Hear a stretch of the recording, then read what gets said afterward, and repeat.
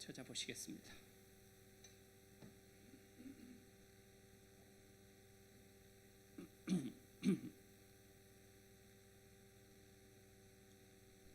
갈라디아서 5장 16절부터 26절입니다. 내가 이르노니 너희는 성령을 따라 행하라. 그리하면 육체의 욕심을 이루지 아니하리라. 육체의 소욕은 성령을 거스르고 성령은 육체를 거스르나니 이 둘이 서로 대적함으로 너희가 원하는 것을 하지 못하게 하려 함이니라.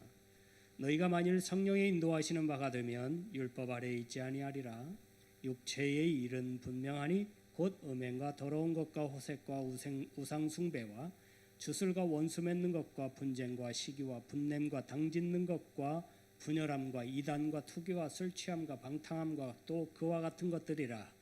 전에 너희에게 경계한 것 같이 경계하노니 이런 일을 하는 자들은 하나님의 나라를 유업으로 받지 못할 것이요 오직 성령의 열매는 사랑과 희락과 화평과 오래 참음과 자비와 양성과 충성과 온유와 절제니 이 같은 것을 금지할 법이 없느니라. 그리스도 예수의 사람들은 육체와 함께 그 정욕과 탐심을 십자가에 못 박았느니라. 만일 우리가 성령으로 살면 또한 성령으로 행할지니 헛된 영광을 구하여 서로 노엽게 하거나 서로 투기하지 말지니라. 아멘. 할렐루야. 할렐루야. 전쟁 영화를 가끔 보다 보면 이제 전투가 시작되기 전에 장교가 지휘관이 나와서 일장 연설을 합니다. 이 전쟁, 이 전투의 정당성, 왜 해야 되는지, 우리가 나가서 싸워서 이겨야 이 나라를 지킬 수 있고 더 나가서 우리 가족을 지킬 수 있다. 우리가 흘리는 이 땀과 피는 나라와 국민과 우리 가족을 위한 것이다. 너희들이 희생할 수 있겠느냐?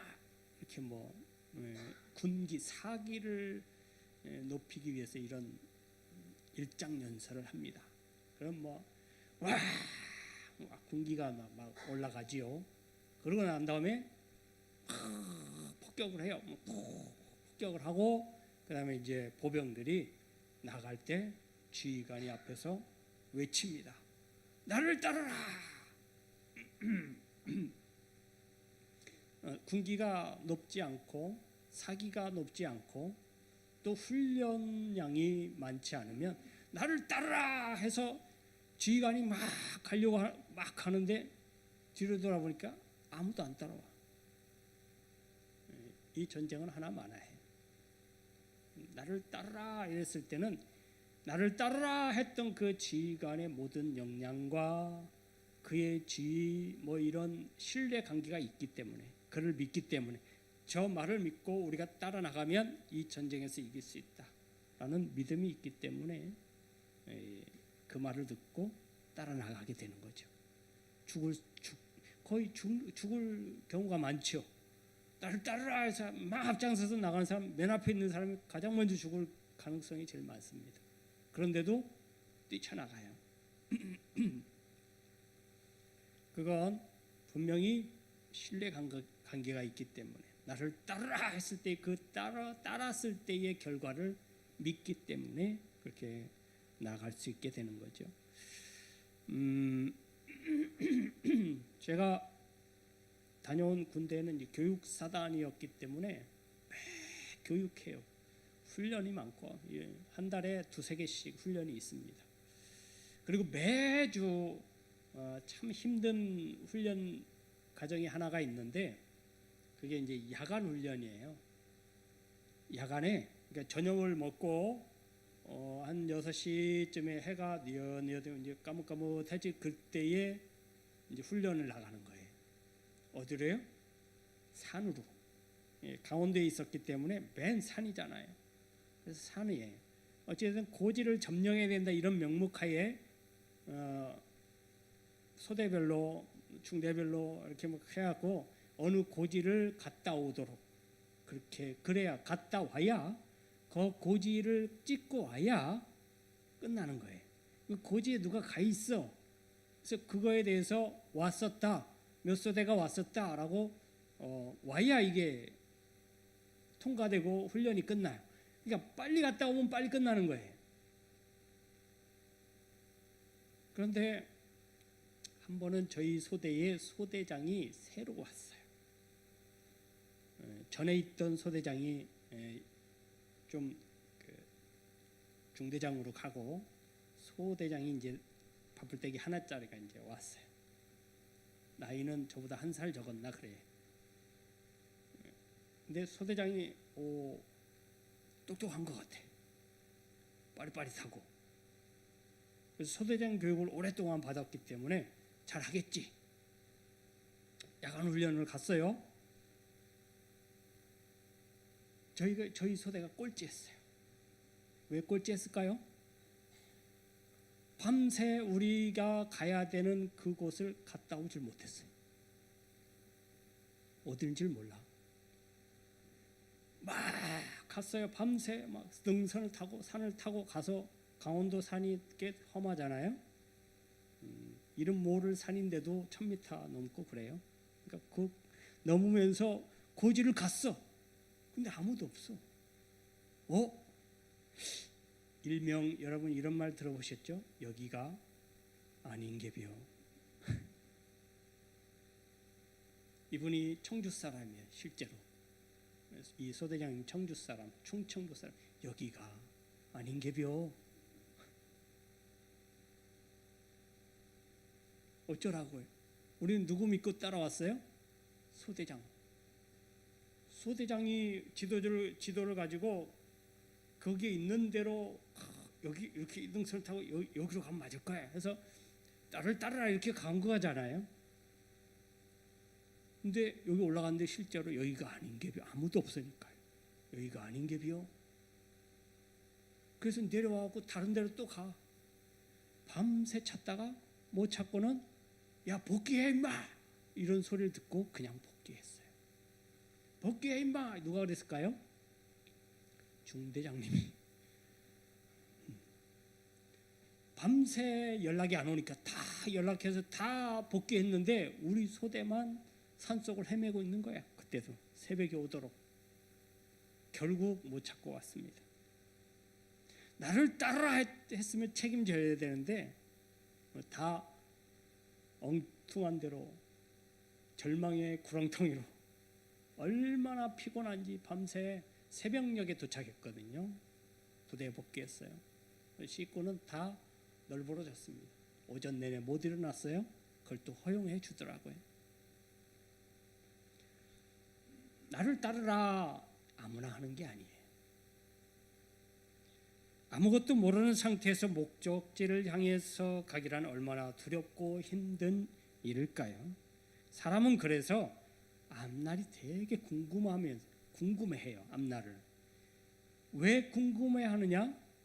두렵기 때문에, 무섭기 때문에, 어떤 일이 벌어질지. 이런 상태의 이스라엘에게 하나님께서는 불과 구름 기둥으로 모든 사람이 다 볼 수 있게 그들의 앞서 가시면서 말씀하셨거든요. 다 볼 수 있게. 하나님이 그냥 말씀만 하셨으면 혹 모르겠는데 하나님 말씀하시면서 뭐라고 하냐 보여주셨어요. 야 구름 기둥이 낮에는 구름 기둥, 밤에는 잘 안 보이니까 불 기둥, 추우니까 불 기둥으로 따뜻하게 잘 보이게, 잘 보이고 자기들에게 유용하니까 구름이 확 일어나서 그 뜨거운 태양볕을 가려줬잖아요. 그러면서 구름이 나아가는 방향으로 따라와라. 불기둥이 가는 방향으로 따라와라. 나를 따르라. 그렇게 시각적으로 보여주셨어요. 그렇게 하니까 이스라엘 백성들이 그나마 불만이 좀 적었어요. 우리 인생은 누구를 따라가느냐에 따라 의해서 결정이 되어져요. 우리는 태세의 흐름을 따라가기도 하고 다른 사람의 말을 듣고 길을 가기도 합니다. 그렇다면 우리 그리스도인들은 누구를 따라가야 할까요? 명확하지요. 그리스도인이 누구를 따르겠어요? 그리스도를 따른 거죠. 예수의 사람이 누구를 따라요? 예수를 따라야죠. 하나님의 자녀들이 누구 말을 들어야 돼요? 아버지 하나님의 말을 들어야 되는 건 당연한 거예요. 부활하신 예수님이 하늘로 올라가시면서 제자들에게 하나님이 보낼 성령을 기다리라고 해요. 왜 이런 기대를 가지는 말씀을 하셨을까? 여러분, 그 제자들이 예수님을 따른 지가 꽤 됐어요. 3년 전부터 한 4년 가까이 된 사람도 있고요. 근래에 같이 따르던 사람들도 있고요. 예수님의 12사도 이외에 많은 제자들이 예수를 따랐어요. 여러분, 그 예수님이 십자가에 못 박히실 때 수많은 사람들이 막 따랐잖아요.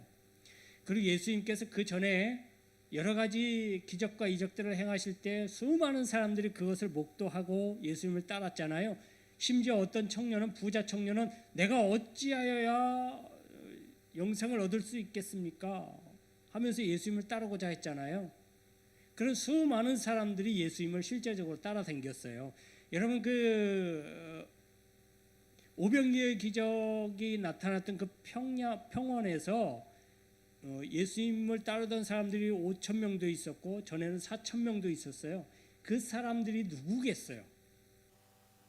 일명 예수님을 바라보던 사람들, 크게 이야기하면 예수님의 제자라고 볼 수가 있겠어요. 그 많은 사람들이 예수님을 따랐었거든요. 근데 나중에 보니까 마가 요한의 다락방에 있었던 사람들은 500여 명밖에 안 됐어요. 그러면 그 나머지는 다 어디 갔을까요? 예수님이 십자가에 못 박히시는 그 사이에 흩어진 거예요. 예수님을 그렇게 가는 곳마다 따라다니던 사람들, 그 수많은 사람들, 뭐라도 자기에게 떨어질까? 뭐라도 하나님의 은혜의 그 파편이라도 하나 떨어질까? 이렇게 예수님을 바라보고 따르던 수많은 사람들은 다 떨어져 나가고요. 예수와 함께 내가 그래도 죽음을 같이 해야 되겠다라고 생각했던 사람들, 그래도 예수님의 제자된 도리를 하려고 했던 사람들 500여 명만 남은 거예요. 그 중에 그 사람들이 그렇게 오매불망 누구만 바라보고 있었냐면 예수 그리스도만 바라보고 있었거든요. 근데 예수님께서 실제로 죽으시고 십자가에서 내려와서 무덤에 장사되는 것까지 사람들이 그 장면을 다 봤어요. 이제 끝났다 해서 터진 거거든요. 그래도 미련이 남아서 예수의 말씀을 상고하고 예수의 뜻대로 살려고 했던 사람들이 그나마 모여 있었던 게 500여 명이었어요. 누구만 바라보고 있는 거예요 지금? 죽은 예수님을 바라보고 있는 거예요. 설마 그들이 예수님께서 말씀하신 부활하실 것이라는 것에 대해서는 전혀 생각지 못했지만 그래도 예수님을 바라보고 있었던 사람들, 예수님만 쳐다보고 예수님만 생각하는 사람들이었어요. 그나마. 그러니 예수님께서 돌아가신 후에 그들의 실망감은 굉장히 컸을 거예요. 그리고 예수님의 부재에 대한 그 공허함, 이런 것들이 굉장히 컸을 거예요. 그래서 예수님께서 나타나시고 부활하신 후에 나타나신 다음에 그 공허한 그 빈 영혼, 그 빈 마음에 하나님의 샬롬으로 채워주신 거예요. 할렐루야. 그 샬롬이 있기 때문에 그나마 제자들이 버틸 수 있었는데, 또다시 예수님께서 샬롬을 주시고 난 다음에 나는 너희들의 곁을 떠날 것이다. 아버지 곁으로 갈 것이다. 이렇게 말씀하셨어요. 그러니 여러분 들어왔다 나갔다 하는 거예요. 예수님이 그들의 마음속에 들어왔다 나갔다. 이번에 또 무슨 말씀이신가? 이번에 또 어디 가시려고 하는 건가? 또 예수님 또 어디 가시려고, 우리 마음속에서 우리 곁에서 어디 떠나시려고 하는 건가? 이런 마음이 생겼을 즈음에 예수님께서 하신 말씀이 몇 날이 못 되어 다시 너희에게로 올 것이다. 누가요? 보혜사 성령님께서. 그를 따르라고 이야기하고 있어요. 그가 너희가 행할 것을 가르쳐 주실 것이다. 생각나게 해 주실 거고, 생각나게 해 주신다는 것은 뭐냐면 예수님께서 하신 말씀이에요. 예수님께서 해 주신 말씀들이 생각나게 해 주실 거고, 그 잊어버렸던 것이 생각날 뿐만 아니라 그 생각난 그 말씀이 무슨 뜻인지, 무슨 말씀인지, 그 말씀을 가지고 어떻게 살아야 될지 구체적으로 성령님께서 가르쳐 주실 것이다. 그러니 성령이 너희에게 오는 것이 내가 지금 여기 있는 것보다 너희에게 더 유익이다. 이렇게 말씀하고 계시거든요. 그러면서 예수님께서 그런 말씀하시면서 그들에게 보여주셨어요. 올라가신 것을 보여주셨어요. 오, 올라가시네. 그러면 올라가신 그 본 모습 그대로 오신다는 것을 우리의 기억 속에 남겨놓고 누굴 기다려야 돼요? 왜 기다려야 돼요? 그분을 따라야 되니까요. 예수님을 따랐던 그때처럼 이제는 성령을 따라야 되기 때문에 성령을 기다려야 되는 거예요. 그래서 기다려요. 열흘간 기다렸어요. 열흘 만에 성령이 오셨거든요. 그런데 열흘 사이에 500여 명이나 됐던 사람들이 대다수가 많이 흩어져요. 한 3분의 2가 흩어져요. 3분의 2 이상이 흩어지고 난 다음에 나머지 120여 명쯤 되는 사람이 그들에게 약속하신 성령을 맞이하게 돼요. 그러면서 그 성령을 받은 다음에 극적으로 여러분 그 성령이 그때 임재하시고 난 다음에 그 전 완전히 화면이 확 바뀌는 것을 느낄 수가 있어요. 배경이 확 바뀌어요. 무슨 연극할 때 막이 하나 바뀌는 것처럼 1막 2막 할 때 갑자기 암전됐다가 깜깜해졌다가 갑자기 확 불이 켜졌는데 화면이 완전히 달라져요. 사람은 그대로인 것 같은데 옷도 새로 입었고 분장도 갑자기 새로 다 하고 그러면서 배경이 확 싹 다 바뀌어요. 그런 것을 느낄 수가 있어요. 여러분 실제로 우리의 인생도 성령 받기 전과 성령 받은 후 완전히 나눠질 수 있어요. 완전히 달라져요. 똑같은 사람인데 말도 달라지고요. 행동도 달라지고 생각이 달라져요. 할렐루야. 할렐루야. 오늘 본문 16절의 말씀에 보면 너희는 성령을 따라 행하라. 그리하면 육체의 욕심을 이루지 아니하리라. 그러면 성령을 받기 전에는 육체에 따라 살았다 이 말과도 같아요.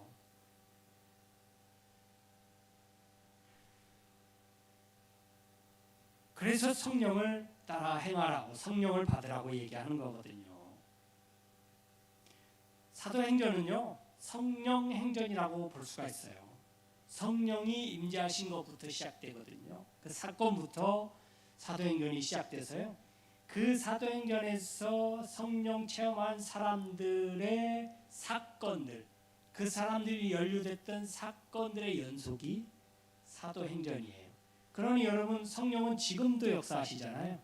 할렐루야. 지금도 원하고 바라고 소망하는 사람들에게 성령이 역사하십니다. 성령이 임재하셔요. 누구보다도 더 원해야 돼요. 여기 하나님이 계획하실 때에 우리 동산교회 내가 오늘 8월 10일 날 예배 가운데 말씀 가운데 내가 성령을 충만하게 줘야 되겠다. 이런 계획을 하셨으면 그 중에 가장 원하고 바라는 사람이라고 했다면 여러분 어떻게 하실랍니까? 어떻게 하시겠어요? 끙끙 앓아야죠. 왜? 끙끙 대야지. 내가 1등 해야 돼. 근데 실제로 성령은 그런 사람에게 임하십니다. 할렐루야. 성령은 원하고 바라고 소망하는 사람.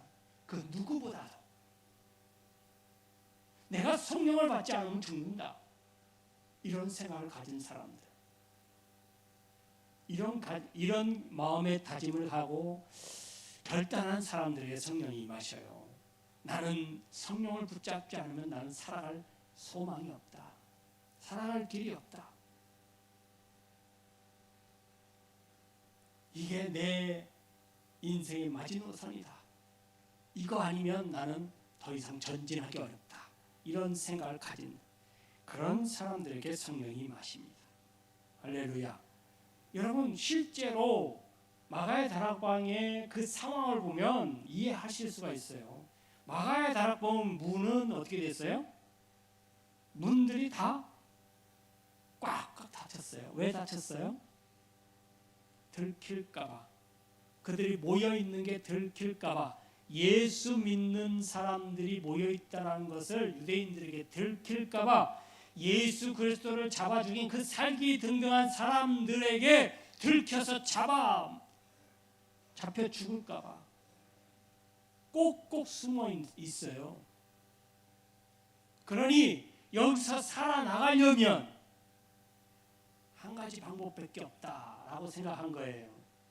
그들이 인생을 살아가기 위해서는 예수님께서 미리 말씀해 주신 성령을 받지 않고는 여기서 나갈 수가 없다. 이런 절박한 심정을 가진 사람들의 그 절박함에 성령이 역사하신 거예요. 할렐루야. 여러분 그런 마음 절대 갖지 마세요. 주려면 주고 말라면 마세요. 죄송합니다. 여러분들이 하나님이라고 하신다면 주려면 주고 말라면 마세요. 이런 사람에게 주고 싶으시겠어요? 제비 새끼도요. 입을 가장 크게 벌리고 가장 짹짹짹짹짹 크게 부르짖는 제비 입속에다가 애미가 먹이를 갖다 준대요. 이 애미가 똑똑해갖고 가려가면서 너 먹었잖아 첫째, 이번엔 둘째요 이렇게 주는 게 아니래요. 무조건 맨 앞에서 입을 크게 벌려서 엄마가 먹이를 가져올 때마다 채먹는 그놈이 계속 먹는데요. 그래서 그놈만 계속 커요. 그래서 못 먹는 저 뒤쪽에 있는 애는 죽기도 한답니다. 많이.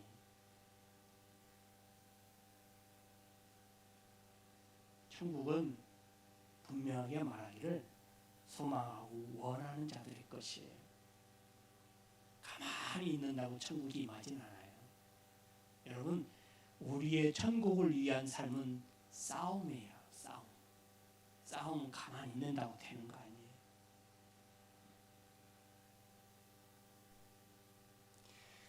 아니에요.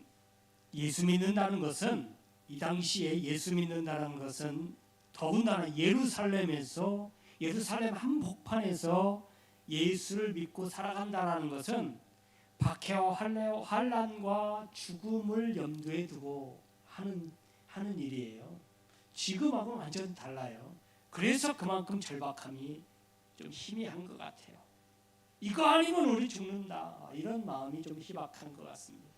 그래서 참 우리 기독교는 고난의 종교이기도 해요. 고난 속에서 우리 성결교회 그 마크 아시죠? 기억나시나요? 백합이 있고 그를 둘러싼 가시관이 있죠.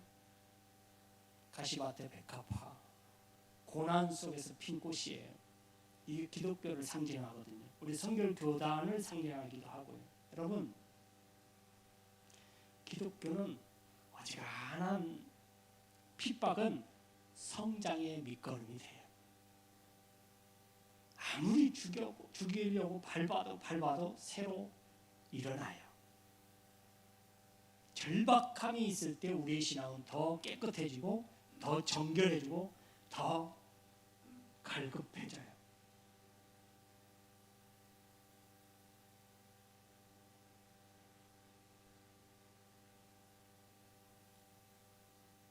성령을 의지하면 산다는 것을 알기 때문에, 성령을 의지해야 살 수 있다는 것을 알기 때문에 성령을 의지하게 됩니다. 오늘 말씀의 육체의 소욕은 성령을 거스르고 성령은 육체를 거스르나니 이 둘이 서로 대적함으로 너희가 원하는 것을 하지 못하게 하려 함이니라. 성령의 대척점이 육신의 소욕이에요. 소욕은 욕심이죠. 욕심. 내 욕심, 내 눈으로 바라보고, 내 생각으로 바라보고, 내 경험으로 바라보고, 내 지식으로 바라보는 그런 모든 것들. 그래서 내가 원하는 것을 얻으려고 하는 그 육체의 소욕에 대해서 쭉 열거했잖아요. 그 모든 게 뭐예요? 내가 원하는 거였어요. 내가 원하는 거. 내가 저걸 꼭 가져야 되겠다. 내가 저걸 꼭 가져야 되겠다. 이런 것들이에요. 이러다 보니까 다 내 생각이었던 거예요. 그 내 생각을 이루기 위해서 성령의 생각은 접어든 거예요. 성령은 그런 것들을 취하지 말라고 하는데 우리는 굳이 눈에 보암직도 하고 먹음직도 하고 지혜롭게 할 만큼 탐스러워 보여요. 그 탐심이 성령과 대척점에 서게 해요. 성령을 따르지 못하게 해요. 왜요? 성령을 따르면 재미없을 것 같아. 내 손에 쥐어지는 게 없으니까.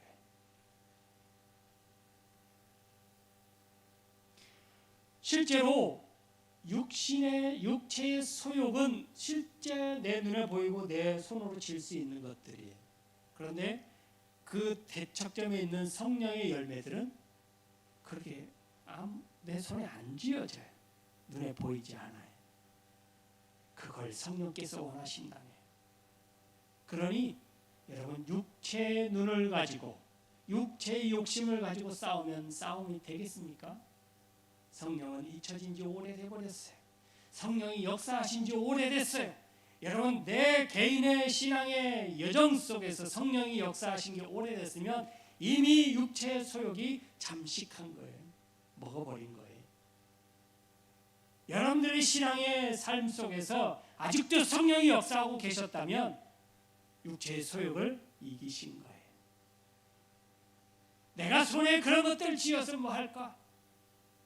굳이 하나님께서 원하시지 않고 굳이 성령님께서 원하시지 않는 건데 내가 굳이 그걸 쥐려고 아둥바둥할 필요가 있을까? 이러면 성령께서 그의 삶 속에 역사하십니다. 할렐루야. 할렐루야. 별 것 없습니다. 결국은 사도 바울이 늘 이야기했듯이 자기는 율법적으로 완전한 줄 알았어. 왜 그러냐면 어려서부터 율법을 배웠고요. 율법학자 밑에서 유명한 율법학자 밑에서 배워 수학을 했고 율법을 가르치는 사람이었고 그 율법 속에서 태어나고 율법 속에서 자라고 율법 속에서 죽는다는 바리새인 중에 바리새인이었어요. 그러니 그의 피 속에서는 율법이 흐르고 있다라고 할 수 있는 완전한 율법주의자예요. 툭 치면 율법이 나와요. 그러니 그의 눈은요 율법의 눈으로 보는 거예요. 누가 율법을 어기느냐, 누가 율법을 잘 지키느냐, 이거에 모든 사람을 다 판단해. 그러다가 자기가 그렇게 율법의 완전한 자이니까 그렇게 판단할 수 있을 거라, 그렇게 재판하고 심판하는 자격이 있다라고 생각했었거든요. 자기가 율법의 완전한 자라고 생각했기 때문에 율법을 완벽하게 다 지키는 사람이라고 생각했기 때문에. 근데 예수를 영접하고 성령께서 내 마음에 임재하시고 난 다음에 그의 부족함과 연약함과 욕심 덩어리 그것을 포기하셨어요. 세상에 가장 추악하고 가장 냄새나고 가장 악한 게 뭐냐? 그 속에 있는 욕심 덩어리다 라는 것을 사도 바울이 깨닫게 돼요. 내가 욕심을 알지 못했다면 그 욕심 때문에 율법을 거스르고 율법을 못 지키고 율법을 범하는 것을 알지 못했다면 여전히 나는 완전한 자라고 생각하는 그 착각 속에서 살았을 것이다. 그래 성령께서 가르쳐 주신 내 안에 있는 그 욕심의 소욕을 생각하고 깨닫게 되니 나는 미치도록 죽을 것 같은 창피함과 죽을 것 같은 자기 자신의 연약함과 부족함을 느낀다. 그리고 나는 죄인 중에 괴수라는 것을 깨달았다.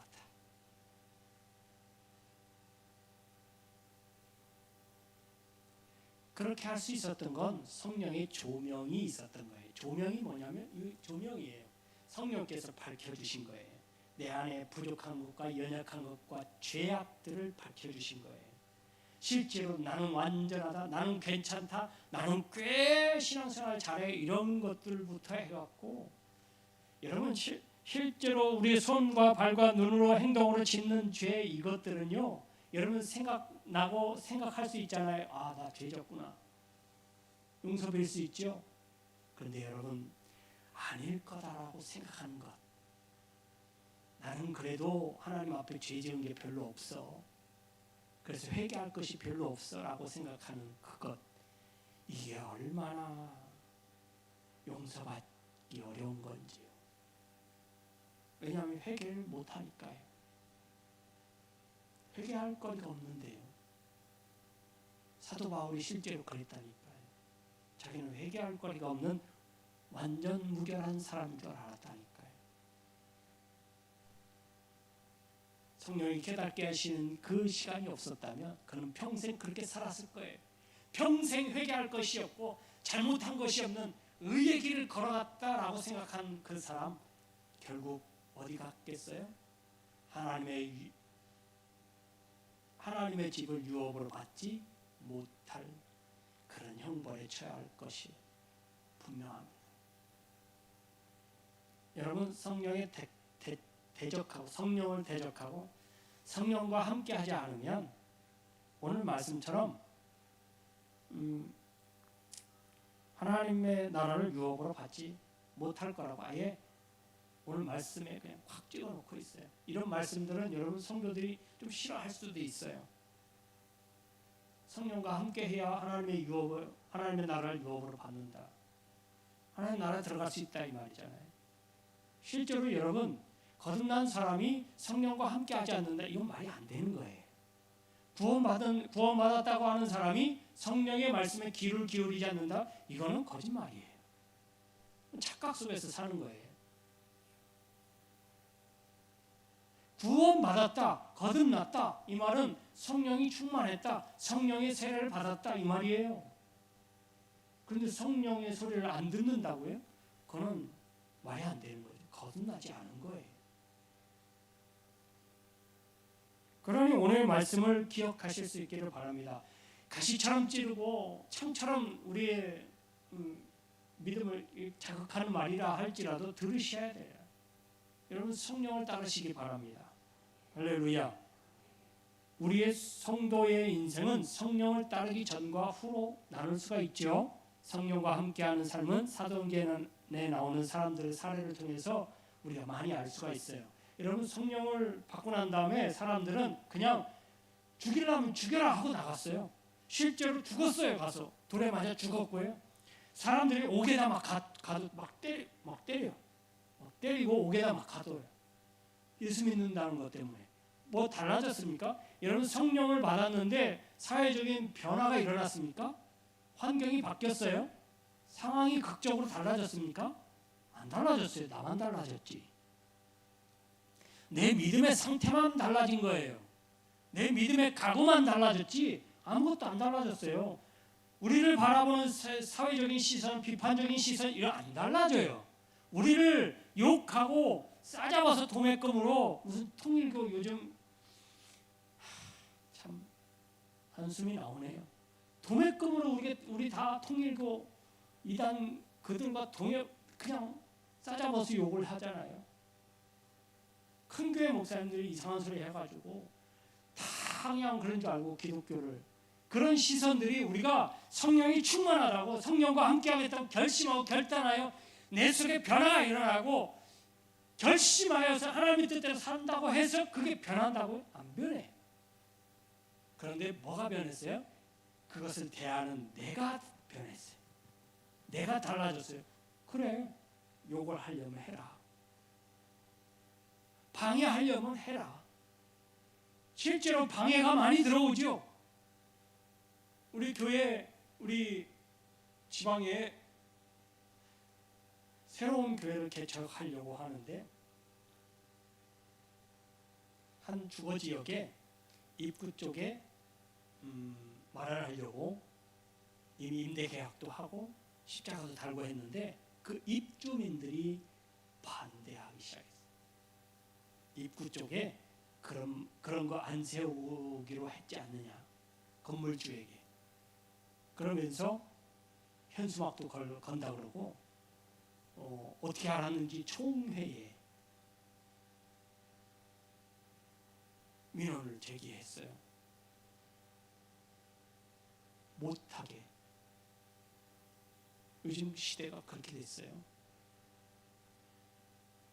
옛날에는 교회가 들어서면 땅값이 올라가고 건물값이 올라가고 그런다고 그랬는데 요즘은 반대래요.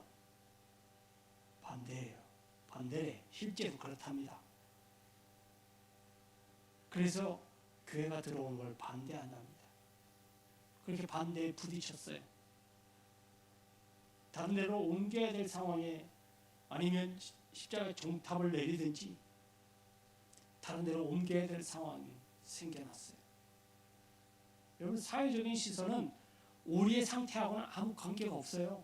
그들이 완전히 확 바뀔 것이다. 우리가 바뀌면 그들도 바뀔 것이다. 여러분, 그런 기대하지 마세요.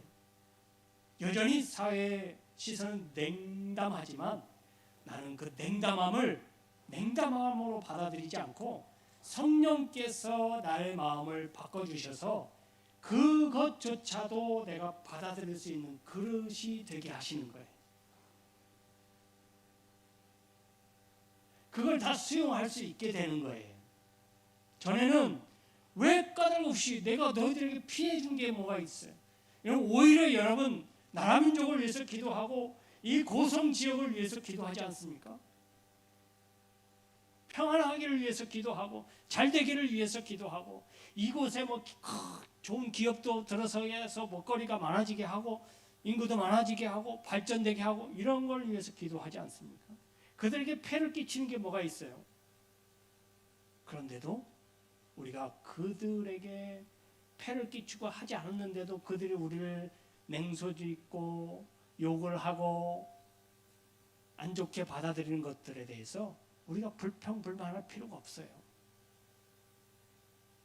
그런 걸 다 이기게 만들어주는 게 성령께서 하시는 거예요. 할렐루야.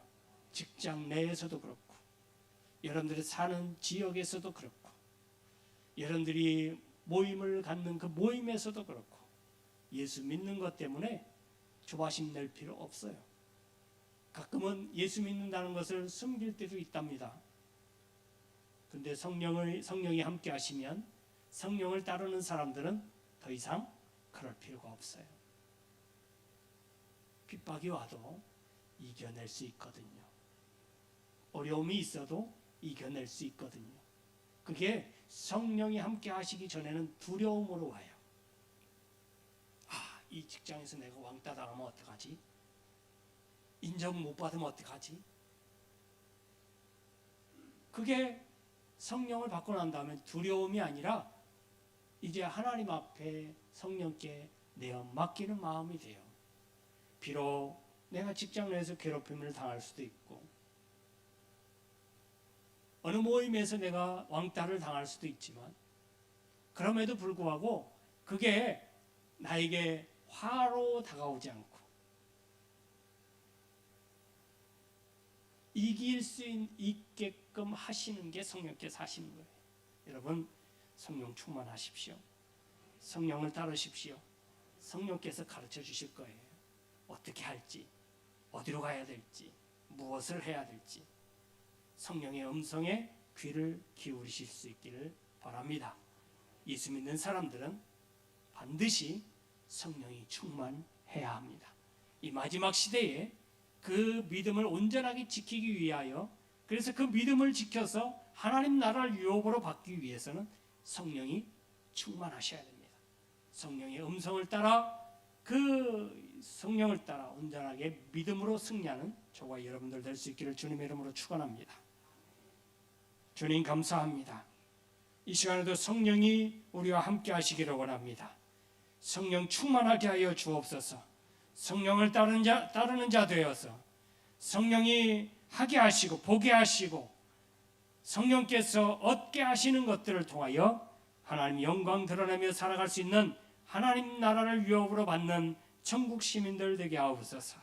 이제는 우리 주님 예수 그리스도의 은혜와 우리 아버지 하나님의 크신 사랑하심과 성령의 충만하신 교통하심이